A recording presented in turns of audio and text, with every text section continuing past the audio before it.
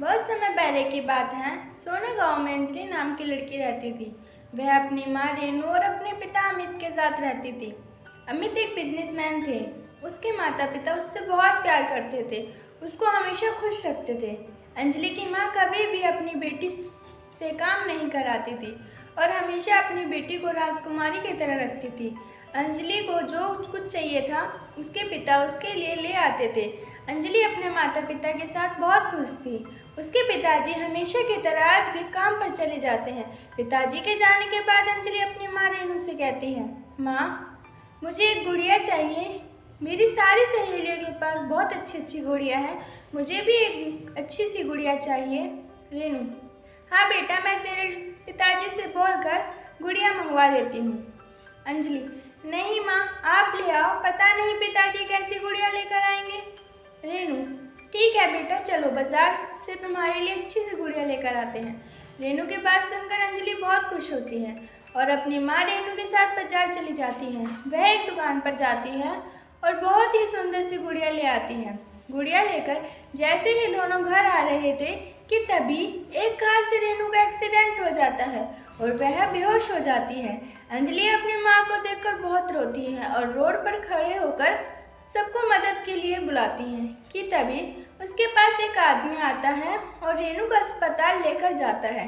अंजलि के पिता अमित को यह बात जैसी पता चलती है तो वह तुरंत अस्पताल पहुंच जाते हैं और अस्पताल आकर वह डॉक्टर से पूछते हैं। डॉक्टर अमित को बताते हैं कि ब्लड ज़्यादा गिरने की वजह से हम आपकी पत्नी को नहीं बचा पाए। डॉक्टर की बात सुनकर अंजलि बहुत रोने लगती है। माँ मुझे छोड़कर क्यों चली गई? मुझसे गलती हो गई कि मैंने आपको गुड़िया लाने के लिए बोला। माँ मुझे भी अपने साथ ले जाओ। अंजलि के पिताजी अंजलि को शांत कराते हैं और घर ले आते हैं। अंजलि काफ़ी अकेली हो गई थी। जहाँ पहले अंजलि हंसती खेलती दिखती थी, वहीं अब शांत और दुखी रहती थी। अंजलि की माँ ने कभी भी अंजलि से कोई काम नहीं करवाया था, इसलिए अंजलि को काम करना नहीं आता था। परंतु फिर भी माँ के जाने के बाद अंजलि ही घर का थोड़ा काम करती थी। अमित को यह देखकर बहुत बुरा लगता था।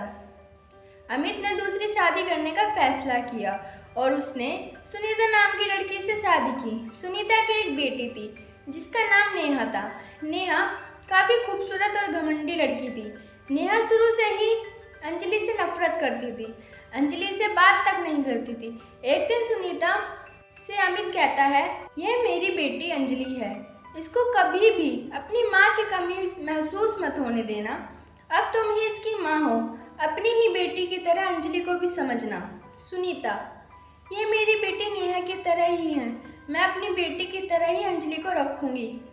सुनीता अंजलि को बहुत प्यार करती थी। नेहा के साथ ही अंजलि स्कूल जाती थी। सुनीता दोनों को एक समान मानती थी, दोनों के लिए अच्छे अच्छे कपड़े लाती थी। परंतु यह सब नेहा को बिल्कुल पसंद नहीं था कि उसकी माँ अंजलि के लिए कुछ करे। ऐसे ही दोनों बड़ी हो गई और नेहा और भी ज़्यादा घमंडी हो गई और नेहा अपनी माँ सुनीता को अंजलि के खिलाफ भड़काने लगी।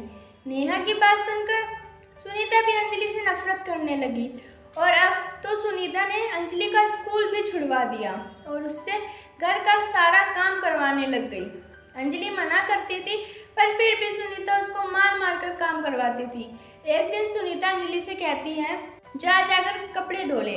अंजलि, माँ मैं घर का काम तो करती हूँ परंतु मैंने कभी कपड़े नहीं धोए थे।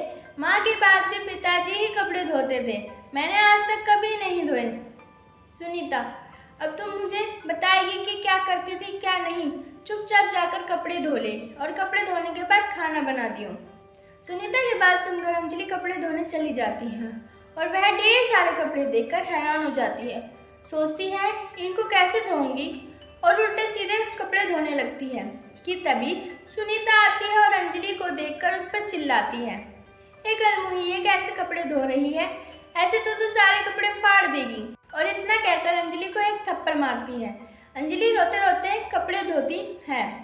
कपड़े धोने के बाद अंजलि खाना बनाने के लिए रसोई घर में जाती है कि तभी उसके पैर में मोच आ जाती है और वह दूध के पतीले के ऊपर जा गिरती है। शोर सुनकर नेहा रसोई घर में आती है और देखती है कि सारा दूध नीचे जमीन पर गिरा हुआ है।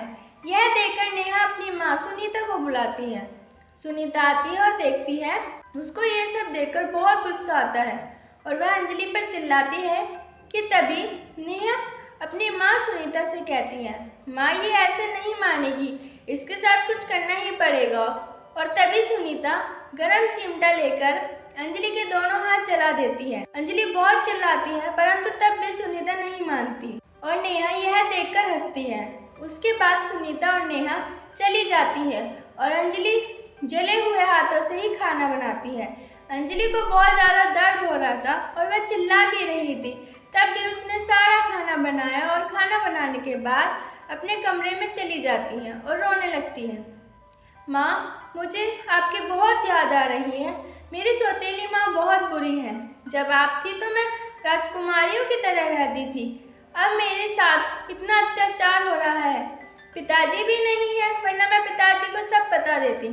इतना कहकर अंजलि सो जाती है। अंजलि जब सुबह उठती है तो उसका हाथ जलने के कारण सूजा हुआ था, जिसमें बहुत ज़्यादा दर्द हो रहा था, जिस वजह से अंजलि अपने बिस्तर से उठ भी नहीं पा रही थी।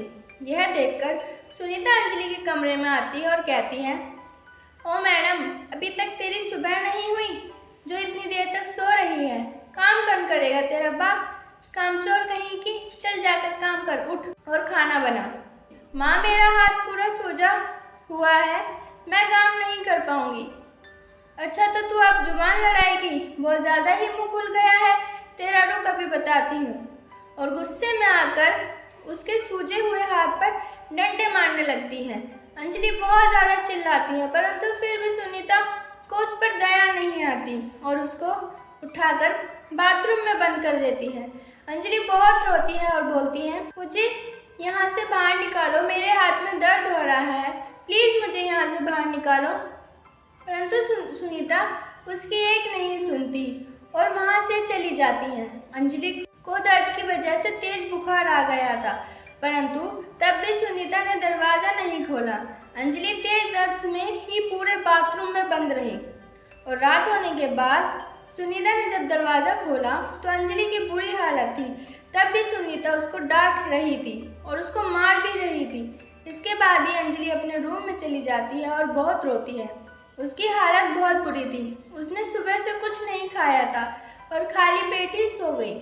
सुबह जब उसकी आँख खुलती है तो उसके पिताजी आए हुए थे परंतु अपनी हालत के चलते वह बाहर तक नहीं आ पाई। अमित ने देखा कि अंजलि बाहर नहीं आई तो वो खुद ही उसके रूम में चले गए और अंजलि की ऐसी हालत देखकर उससे पूछते हैं, बेटा क्या हुआ, तुम्हारी ऐसी हालत कैसे?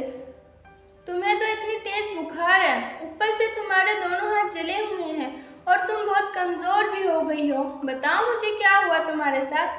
अंजलि, पिताजी, मेरी सौतेली माँ मुझ पर बहुत जुल्म करती है, मुझसे सारा काम कराती है और अगर मैं काम नहीं करती तो मुझे बाथरूम में बंद कर देती है और मुझे मारती भी है। अंजलि की ये बात सुनकर अमित को बहुत गुस्सा आता है और गुस्से में सुनीता और नेहा के पास जाता है। मुझे नहीं पता था तुम लोग इतने बुरे हो। मैंने तो तुमसे अपनी बेटी की देखभाल के लिए शादी करी थी परंतु तुम और तुम्हारी बेटी उस पर जुल्म कर रही हो। अब तुम लोग हमारे साथ एक पल भी नहीं रह सकते, चले जाओ यहाँ से। अमित की बात सुनकर अंजलि बोलती है, नहीं पिताजी, माँ को मत निकालिए, यह मेरी माँ है और नेहा जैसी भी है मेरी छोटी बहन है। अंजलि की बात सुनकर अमित सुनीता और नेहा से कहता है, देख लो तुमने उस पर इतना जुल्म करा तब भी वह तुम्हें अपनी माँ और बहन समझती है और एक तुम हो जिसने मेरी बेटी पर इतना अत्याचार करा। तभी सुनीता और नेहा को अपनी गलती समझ आती है और अमित और अंजलि से माफ़ी मांगती है और अपने किए हुए अत्याचार पर शर्मिंदा होती हैं और कहती हैं, अब से हम अत्याचार नहीं करेंगे, हमें माफ़ कर दो, हमें घर से मत निकालो, मैं अपनी बेटी की तरह ही मानूंगी। अंजलि और अमित सुनीता और नेहा को माफ़ कर देते हैं और अब सुनीता और नेहा सुधर गई। अब दोनों अंजलि पर अत्याचार नहीं करती थी, अब सब साथ साथ और खुशी खुशी रहते थे। अब अंजलि को अपनी माँ की याद नहीं आती थी और वह अब सुनीता और नेहा के साथ अच्छी लाइफ जी रही थी।